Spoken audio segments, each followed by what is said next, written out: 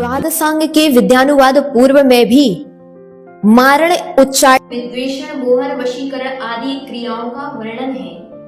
शास्त्रों में उन विद्याओं के बारे में जब वर्णन है, लेकिन आज के तथाकथित धर्मात्मा इन बातों को मानने में मंजूरी नहीं करते। उनका मानना है कि यह सब मिथ्यात्व क्रियाएं हैं, हमारे लिए इन चीजों का असर नहीं पड़ता। ध्यान रखिए,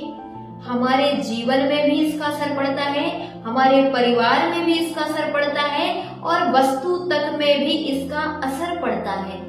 इसलिए अगर आपको लग रहा है कि आपके घर में अशांतिमय वातावरण है, आपके घर में कितना भी पैसा हो जाए लेकिन वह पैसा अगर रुक नहीं रहा है, अथवा आपकी दुकान पहले जो चलती थी अब वह चलना बंद हो गई है, इसमें एक तो कर्म का भी उदय हो सकता है और दूसरा अन्य किसी ने ईर्ष्यावशात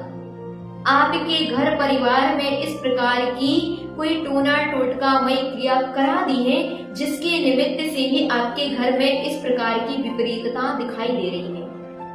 अगर आपको ऐसा लग रहा है कि आपके घर में भी निश्चित ऐसा किसी ने कराया है, तो आप यदि प्रतिदिन भगवान की भक्ति में तत्पर रहते हैं, प्रतिदिन भगवान के अभिषेक और पूजन में तत्पर रहते हैं, तो आपके लिए वह टोना टोटकामयी अनेक प्रकार की विपरीत क्रियाएं उतनी फलदायी नहीं होंगी। दूसरा, अगर आपको ऐसा है तो आप घर में भक्तांबर स्तोत्र पूरे परिवार के साथ पढ़ें। तीसरा,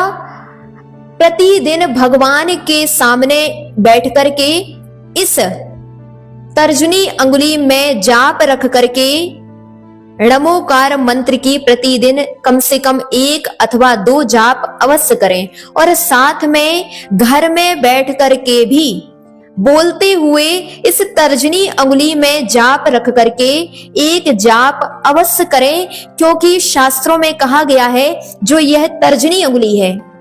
यह तर्जनी अंगुली मंत्र तंत्र यंत्र के द्वारा जो आपके घर में नेगेटिव ऊर्जा प्रदान की गई है, आपके घर में टोना अथवा टोटका के रूप में विपरीत शक्तियां दी गई हैं, वह इस तर्जनी अंगुली से जाप करने मात्र से ही आपके घर में वह फलीभूत नहीं होती है, वह असरकारक नहीं होती है और आपके घर में जो इस प्रकार के टोना टोटकामयी क्रियाएं जो अभी तक विपरीत परिणाम आपके लिए प्रदान कर रही थी, वह आपके इस जाप के प्रभाव से, भक्तांबर के प्रभाव से सहज ही निष्फल हो जाती है।